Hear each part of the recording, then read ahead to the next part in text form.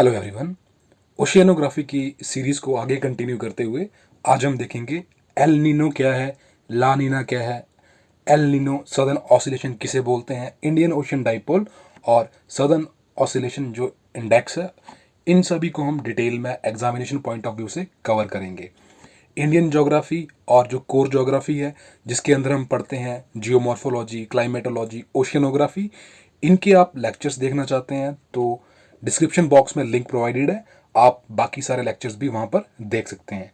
तो आइए आज डिस्कस करेंगे ओशियनोग्राफी में ये सारे इंपॉर्टेंट टॉपिक्स को। तो सबसे पहले बात करना चाहूँगा एल नीनो सदर्न ऑसिलेशन, आखिरकार ये क्या चीज़ होती है। इसी के अंदर जो है हम एल नीनो और ला नीना, ये एनसो के फेजेस हैं। तो एक कोल्ड फेज होता है, एक वार्म फेज होता है। तो अब पहले बात करते हैं ENSO, that is El Nino southern oscillation. आखिरकार है क्या, ये क्या है? इरेगुलर जो है पीरियोडिक वेरिएशन है विंड्स में और सी सरफेस टेम्परेचर में। कहाँ पर? ट्रॉपिकल ईस्टर्न पैसिफिक ओशियन, यानी कि जो साउथ अमेरिका वाला पोर्शन है उस तरफ जो है यहाँ पर क्या हो रहा है, जो जो ओशियन है उसके टेम्परेचर में वेरिएशन हो रही है। और उस टेम्परेचर वेरिएशन से क्या है, एटमॉस्फेरिक में जो हवा की सर्कुलेशन है वो भी इफेक्ट हो रही है, और साथ में जो ओशियन है उसकी जो पानी की सर्कुलेशन है, करंट्स की जो सर्कुलेशन है वाटर करंट्स की, वो भी इफेक्ट हो रही है। तो इस ऑसिलेशन को ही बोलते हैं एल नीनो सदर्न ऑसिलेशन। और इसकी वजह से क्या है, जो हमारी ट्रॉपिकल कंट्रीज होगी, ऑस्ट्रेलिया जैसे कि इंडोनेशिया, इंडिया तक जो है ट्रॉपिकल और सब ट्रॉपिकल कंट्रीज जो हैं, इसकी वजह से क्या है अफेक्ट होती हैं। अमेरिका हो गया, साउथ अमेरिका हो गया, यहाँ पर काफ़ी इफेक्ट इनका देखने को मिलता है। तो एनसो के दो फेज होते हैं। जो वार्मिंग वाला फेज है उसे हम बोलते हैं एल नीनो, और जो कूलिंग फेज है उसको बोलते हैं ला नीना। तो इन्हीं को हम डिटेल में आगे डिस्कस करेंगे। तो ये देखिए, सबसे पहले यहाँ से देखिए, ये है इक्वेटर। इक्वेटर के इस तरफ से चलती हैं ट्रेड विंड्स इस तरीके से, और ऊपर से इस तरीके से आती हैं ट्रेड विंड्स। तो ये जो ट्रेड विंड्स हैं ये क्या करती हैं, और ये इक्वेटर वाला एरिया है। तो इक्वेटर वाला एरिया है तो यहाँ पर क्या है, जो सन है उसकी हीट मैक्सिमम है, तो पानी यहाँ पर काफ़ी गर्म है ओशियन का। तो ये with the help of these trade winds क्या है, यहाँ से जो ये गर्म पानी है इस तरफ को जो है मूव करता है, और ये यहाँ पहुँच जाता है। यहाँ पर पाइलअप होना शुरू हो जाता है वार्म वाटर। तो वार्म वाटर क्या, जब पाइलअप होगा तो ये एक्सपैंड भी करता है। तो जब ये एक्सपैंड करेगा तो क्या होगा, ये देखिए, अब मान लीजिए ये वाला है वो साउथ अमेरिका वाला कोस्ट है, और ये वाला जो है ऑस्ट्रेलिया इंडोनेशिया वाला है। तो यहाँ से सारा कुछ जो है पानी इस तरफ को मूव कर रहा था, और वो यहाँ पाइलअप हो रहा था। यहाँ पाइलअप होगा तो देखिए वाटर एक्सपैंड हुआ है, तो इसका जो आप देखेंगे ना, ये जो ग्रेडियंट बन गया है, स्लोप सी बन जाती है, और साथ में क्या है, ग्रेविटी भी एक्ट करती है। तो वो जो वार्म वाटर है वो इस तरफ को मूव करेगा, और यहाँ ग्रेविटी की वजह से ये जो पानी इस तरफ नीचे को आएगा, और ये यहाँ पर जो कोल्ड वाटर है इसको जो है ऊपर को अपवेल करेगा। तो कोल्ड वाटर की यहाँ पर इस एरिया में जो है अपवेलिंग होगी, और इसी को बोलते हैं पेरू करंट। तो जब भी कोल्ड वाटर की अपवेलिंग होती है तो क्या है, जो फाइटोप्लैंक्टन्स हैं वो ऊपर आएंगे, फाइटोप्लैंक्टन्स आएंगे तो उनको जू प्लैंक्टन्स खाएंगे, जू प्लैंक्टन्स को फिश खाएगी, और यहाँ पर रिच फिश रिजर्व्स होते हैं। ये नॉर्मल कंडीशन है। अब देखिए, यहाँ पर मैंने बताया आपको कि यहाँ पर क्या है, सारा पानी जो है पाइलअप हो गया, गर्म पानी पाइलअप हो गया, तो मतलब जो इसके ऊपर हवा है वो क्या है, वो भी क्या है, एक्सपैंड करेगी, वो ऊपर को राइज करेगी। तो यहाँ पर क्या है, लो प्रेशर जोन बनेगा, लो प्रेशर जोन बनेगा, और ऊपर यहाँ पर क्या है, क्लाउड्स वगैरह बनेंगे, है ना, क्योंकि यहाँ पर जो हवा ऊपर उठ रही है वो अपने साथ मॉइस्चर भी लेके जा रही है। तो मॉइस्चर लेके जाएगी तो यहाँ पर क्या होगा, रेन वो करवाएगी इस एरिया में, ऑस्ट्रेलिया और इंडोनेशिया में। तो ये नॉर्मली क्या है, ये नॉर्मल जो सिचुएशन होती है उसमें ऐसा होता है। अब देखेंगे हम एल नीनो ला नीना में किस तरीके से जो ये, इन पे आप ज़रूर फोकस रखिएगा। ये देखिए, ये हमारा हो गया, इसको बोलेंगे ईस्टर्न पैसिफिक रीजन, ये सेंट्रल पैसिफिक है, और ये वाला जो है वेस्टर्न पैसिफिक है। तो इन्हीं में है जो है, इन तीनों रीजन्स में ही सारा कुछ जो वेरिएशन होती है टेम्परेचर की, जिसकी वजह से जो एटमॉस्फेयर है उसकी सर्कुलेशन बिगड़ती है, और इन्हीं को एल नीनो ला नीना बोलते हैं। तो बस ये आप याद रखिएगा, और अब हम इसको डिटेल में देखेंगे। तो ये मैंने समझाया आपको तो इस तरीके से यहाँ देखिए, अब इसको बोलते हैं वॉकर सर्कुलेशन, जो मैंने समझाया ना आपको। ये देखिए यहाँ पर क्या है, वार्म है तो हवा ऊपर उठेगी और ये फिर इस तरीके से मूव करेगी और इस तरीके से जाएगी आगे को, और ये यहाँ डिसेंड कर जाती है। तो ये एक तरीके से क्या है, ये सेल बन जाता है। तो इस सेल को बोलते हैं वॉकर सर्कुलेशन। ये भी आपके एग्जामिनेशन पॉइंट ऑफ से इंपॉर्टेंट है कि वॉकर सर्कुलेशन क्या होती है। और पानी के अंदर कुछ देखिए इस तरीके की जो मूवमेंट होती है, यहाँ से कोल्ड करंट ऊपर उठेगा, अपवेलिंग होगी कोल्ड वाटर की, तो वो मैं समझा चुका हूँ। तो एनसो में मैंने बताया आपको है ना, ओशियन में भी डिस्टर्बेंस हो रही है, पानी में जो टेम्परेचर है वो वेरी कर रहा है, और उसकी वजह से क्या है, एटमॉस्फेरिक जो डिस्टर्बेंसेस हो रही हैं, किस तरीके से जो शिफ्ट हो रहा है विंड्स की सर्कुलेशन का, ये एक कंबाइंड इफेक्ट है ओशियन और एटमॉस्फेरिक डिस्टर्बेंस का, एनसो। तो इसकी जो कोल्ड फेस है मैं आपको बता चुका हूँ, उसको ला नीना बोलते हैं, और वार्म फेस को एल नीनो बोलते हैं। अगर आप चैनल पे नए हैं तो चैनल को सब्सक्राइब कर ले और बेल आइकन की नोटिफिकेशन को प्रेस कर ले, ताकि आगे आने वाले लेक्चर्स की अपडेट नोटिफिकेशन आपको भी मिल सके। तो ये देखिए नॉर्मल कंडीशन में मैंने जो बताया आपको, इस तरीके से यहाँ पर देखिए ऑस्ट्रेलिया और इंडोनेशिया है, तो यहाँ पर इस तरीके से कुछ बारिश होती है, जो ट्रेड विंड्स हैं वाटर को वहाँ पर पाइल अप कर देती हैं, और इस तरीके से जो है ये होता है। और देखिए जब ये एल नीनो होता है तो किस तरीके से यहाँ पर ये वाला जो साउथ अमेरिका वाला कोस्ट है, यहाँ पर जो है वार्म वाटर जो पाइल अप हो जाता है। अब हम देखेंगे कि किस तरीके से आखिर रीज़न क्या है कि जो ये पानी है यहाँ पर पाइल अप हो रहा है। और ला नीना में देखिए क्या है, जो नॉर्मल कंडीशन है ना, जो नॉर्मल कंडीशन वो क्या है और स्ट्रेंथन हो जाती है ला नीना में, तो इसको भी हम देखेंगे। तो अब देखते हैं एल नीनो। एल नीनो जो है, इसका जो नाम दिया गया था, ये नाम दिया गया था किसके, जो लोकल फिशरमैन थे, कहाँ के, पेरू और जो इक्वाडोर जो कंट्री है साउथ अमेरिका की, उन्होंने इस फिनोमिनन को बोला एल नीनो। तो एल नीनो होता है बेसिकली क्राइस्ट चाइल्ड, क्योंकि ये जो मोस्टली देखा जाता था दिसंबर के टाइम पे, क्रिसमस के पास देखा जाता था, इसलिए इसका नाम इन्होंने क्राइस्ट चाइल्ड दिया। तो ये यहाँ पर क्या हो रहा है, अनयूजुअल, मतलब ये जो नॉर्मल जो प्रोसेस थी मैंने आपको समझाई उससे अलग है। यहाँ पर अनयूजुअल वार्मिंग है सेंट्रल और जो मैंने बताया आपको ईस्टर्न पैसिफिक ओशियन में, ठीक है। तो इसी को बोलते हैं एल नीनो। अब हम देखें, और मैं आपको यहाँ बता चुका हूँ कि ये क्या है, एनसो का ही पार्ट है। ये देखिए अब यहाँ से क्या था, हवा जो ट्रेड विंड्स थी यहाँ आती थी और ये इस तरीके से यहाँ पर वार्म वाटर को पाइल अप कर रही थी नॉर्मल कंडीशन में। अब हुआ क्या, इसका रीज़न क्या है, अभी जो ट्रेड विंड्स है ना, किन्हीं कारणों की वजह से क्या है, ये इनकी जो स्ट्रेंथ थी वो वीक होगी। अब ये ट्रेड विंड्स जो है यहाँ मूव इतनी स्ट्रेंथ से नहीं कर पा रही हैं, तो क्या है, और ये जो वाटर है फिर धीरे धीरे क्या है, इस तरफ को जो है ये पाइल अप होना शुरू हो जाता है, क्योंकि ट्रेड विंड्स इतनी इफेक्टिव नहीं है, इसको मूव नहीं कर पा रही हैं। तो एक ग्रेडियंट है, एक स्लोप बनती है, तो इसकी वजह से पानी जो है वार्म वाटर इस तरह तरीके से नीचे को आता है और इस कोस्ट पे जो है पाइल अप होना शुरू हो जाता है। ये नॉर्मल कंडीशन तो थी नहीं, तो ये कुछ अनयूजुअल है। तो अब इस एरिया पे जब आएगा तो यहाँ पर क्या होगा, वो सारे जो क्लाउड्स वगैरह मैंने बताया था वो यहाँ बनेंगे। अब यहाँ बनेंगे तो वो इस एरिया में क्या करेंगे, रेन वगैरह कॉज करेंगे, और क्या है, काफ़ी हैवी रेन वो कॉज कर देते हैं, और फ्लडिंग वगैरह जो है नॉर्थ अमेरिका और जो साउथ अमेरिका के ये वाले रीजन्स हैं यहाँ पर देखने को मिलती है। तो इसको बोलते हैं El Nino.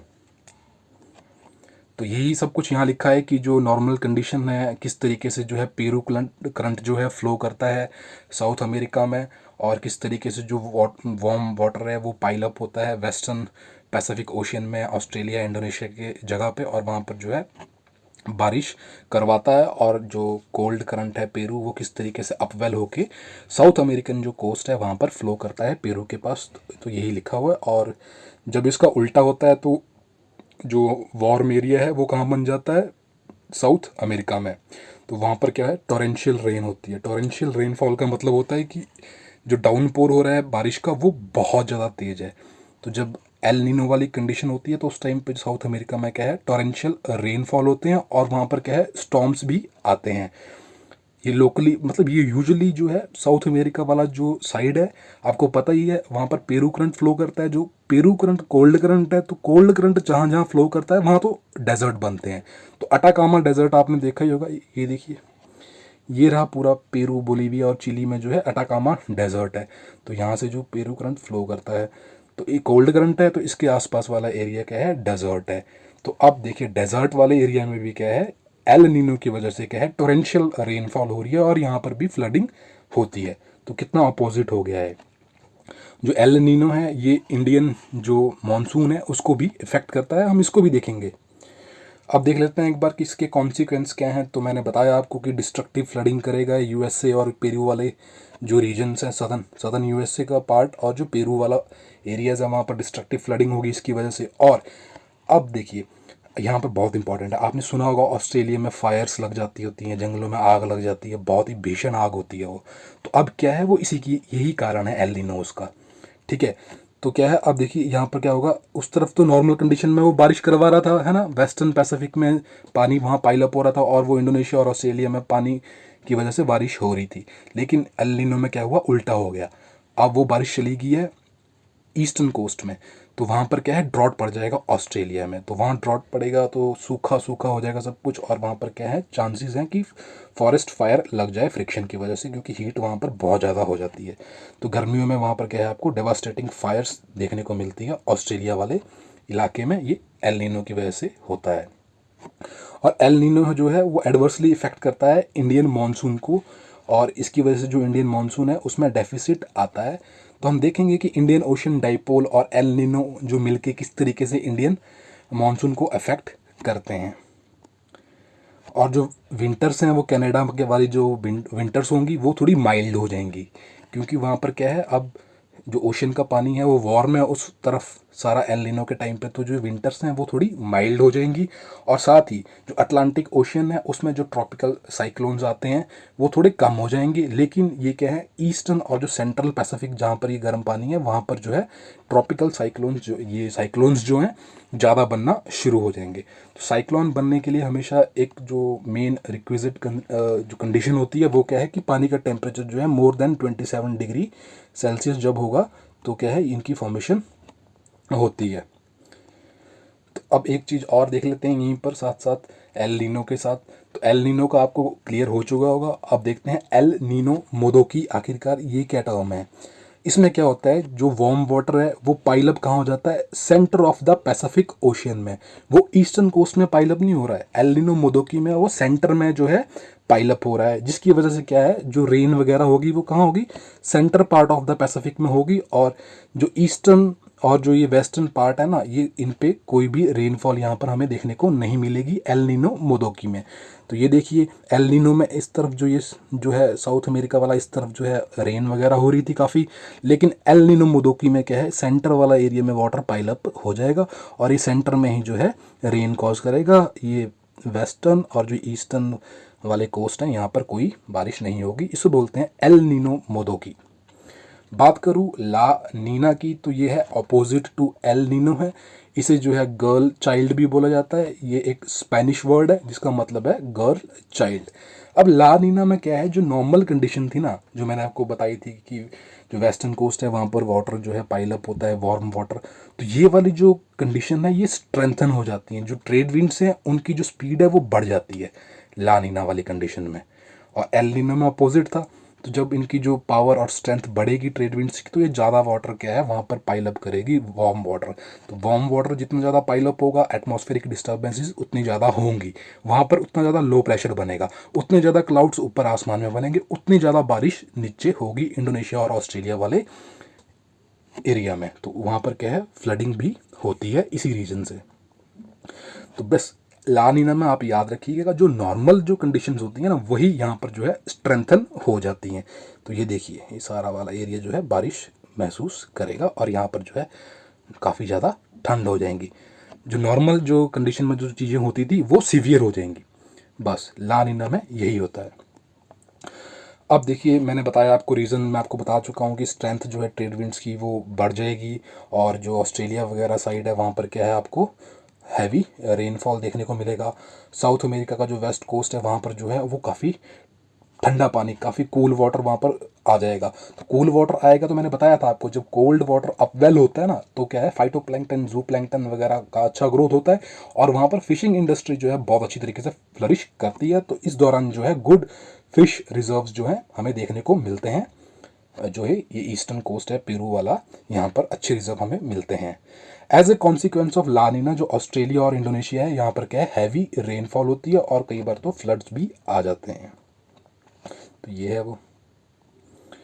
India and Bangladesh में जो है मानसून क्या है, इसकी वजह से क्या है, इंटेंसीफाई हो जाता है। तो ये जो है ला नीना, ये हमारे लिए क्या है, बेनिफिशियल है इंडियन मानसून के लिए, क्योंकि जो इंडियन मानसून के लिए भी बेनिफिशियल और साथ में जो हमारी इकोनॉमी है जो बेसिकली एग्रीकल्चर के ऊपर डिपेंड करती है, तो उसके लिए भी बेनिफिशियल है। तो दोनों के लिए हमारे लिए बेनिफिशियल है। It brings catastrophic flood in northern Australia, मैं आपको बता चुका हूँ, क्योंकि वहाँ पर नॉर्मल से ज़्यादा जो है रेन होगी, और जो एरिया जो ड्राई होंगे वहाँ पर और ज़्यादा ड्राइनेस होगी, जैसे कि south America and north America वाले जो अटाकामा डेजर्ट मैंने आपको दिखाया था। तो ला नीना में जो है नॉर्मल कंडीशंस ही एग्रावेट होती हैं। अब यहाँ पर भी देख लेते हैं कि ला नीना मोदोकी क्या होता है। इसमें क्या होता है कि there is a creation of low pressure in western and central Pacific, but high pressure कहाँ बनता है, centre of the Pacific ocean में। तो there for the both western, अब ये देखिए ये लानिना वाली कंडीशन, यहाँ बारिश है ज़्यादा स्ट्रेंथनड हो गई है नॉर्मल कंडीशन। अब क्या है देखिए, ये वेस्टर्न और जो ये ईस्टर्न पार्ट है ना, यहाँ पर लो प्रेशर बनेगा तो यहाँ बादल बनेंगे और यहाँ बारिश होगी, तो दोनों तरफ क्या है, बारिश होगी, ठीक है ना, वेस्टर्न और ईस्टर्न में। लेकिन जो सेंटर है अब वहाँ बारिश नहीं होगी, तो ये एल नीनो मोदोकी के ऑपोजिट है। तो इसे कहते हैं ला नीना मोदोकी। अब बात करते हैं सदर्न ऑसिलेशन इंडेक्स आखिरकार क्या होता है। तो सदर्न ऑसिलेशन इंडेक्स से जो है हम प्रिडिक्ट करते हैं कि कौन सा ईयर एल नीनो ईयर होगा या ला नीना ईयर होगा, और साथ में जो इंटेंसिटी है एल नीनो या ला नीना की वो कितनी होगी उस साल। तो ये बेसिकली हम इसमें देखते क्या है, ये याद रखना आप कि हम सदर्न ऑसिलेशन इंडेक्स और इंडियन ओशन डाइपोल में क्या चीज़ चेक कर रहे हैं।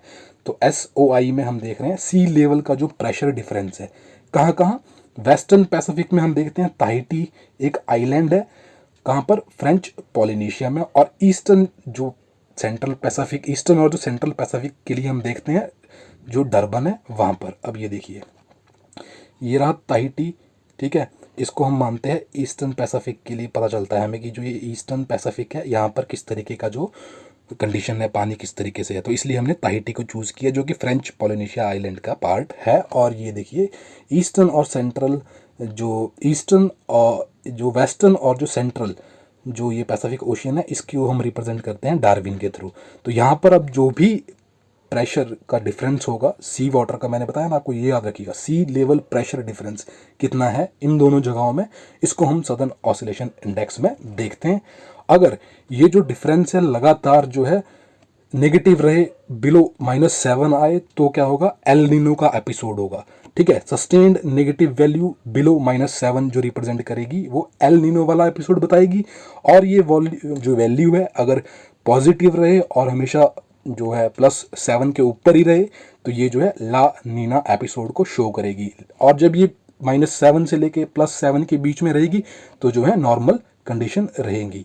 तो इस तरीके से जो है सदर्न ऑसिलेशन इंडेक्स जो है प्रिडिक्ट करता है एल नीनो और ला नीना की इंटेंसिटी और कौन सा ईयर रहेगा एल नीनो और ला नीना वाला। अब बात करते हैं इंडियन ओशन डाइपोल। तो इंडियन ओशन डाइपोल में क्या है, सी सरफेस टेम्परेचर देखा जाता है कौन कौन सी जगह का, एक है ईस्टर्न इंडियन ओशियन और एक है वेस्टर्न इंडियन ओशियन। अगर ये डिफरेंस जो है पॉजिटिव है तो इसका मतलब ये है कि जो वाटर है वो कहाँ पर वार्मर है, वेस्टर्न इंडियन ओशियन में, ठीक है। तो ये पॉजिटिव, देखिए ये वेस्टर्न है, यहाँ पर क्या है, और ये क्या है, ईस्टर्न है। तो वेस्टर्न जब वार्मर होगा तो इसको हम पॉजिटिव फेज बोलेंगे। तो पॉजिटिव फेज होगा तो यहाँ क्लाउड बनेंगे, यहाँ पर पानी गर्म है क्योंकि, है ना, ऊपर उठेगा फिर क्लाउड्स बनेंगे, तो बारिश यहाँ होगी इंडिया और इस रीजन में। और जब ये इसका नेगेटिव फेज होगा तो ये वाला एरिया जो है ये क्या होगा, नेगेटिव फेज में ये गर्म होगा, तो बारिश जो होगी इंडोनेशिया और ऑस्ट्रेलिया वाले रीजन्स में होगी और यहाँ पर थोड़ी कम होगी इंडिया वाले में। तो इसलिए इंडियन ओशन डाइपोल का जो पॉजिटिव फेज है वो हमारे लिए बहुत बेनिफिशियल है। अब देखिए अगर इंडियन ओशन डाइपोल का फेज पॉजिटिव है और एल नीनो भी आया हुआ है, तो क्या हुआ, एल नीनो का जो इफेक्ट होगा ना वो थोड़ा कम हो जाएगा अगर इंडियन ओशन डाइपोल जो है वो पॉजिटिव है। तो ये आपको याद रखना है, बहुत इंपॉर्टेंट है। अगर इंडियन ओशन डाइपोल नेगेटिव है और साथ में एल नीनो भी आया हुआ है तो क्या होगा, फिर तो उल्टा ही होगा, एल नीनो का जो इफेक्ट है वो और ज़्यादा बढ़ जाएगा और इंडियन मानसून और डिले भी हो सकती है और जो है डेफिसिट हमें देखने को मिलेगा इस वाले नेगेटिव फेज में। तो ये सब था El Nino, La Nino SOI Indian Ocean dipole. अगर आपकी कोई भी क्वेरी है तो आप हमें फेसबुक पेज, इस पे आप हमें जो है पर्सनल मैसेज भी कर सकते हैं। और फिलहाल के लिए इतना ही, मिलते हैं अगली वीडियो में नए टॉपिक के साथ। कोई भी क्वेरी है तो आप कमेंट बॉक्स में भी पूछ सकते हैं। धन्यवाद।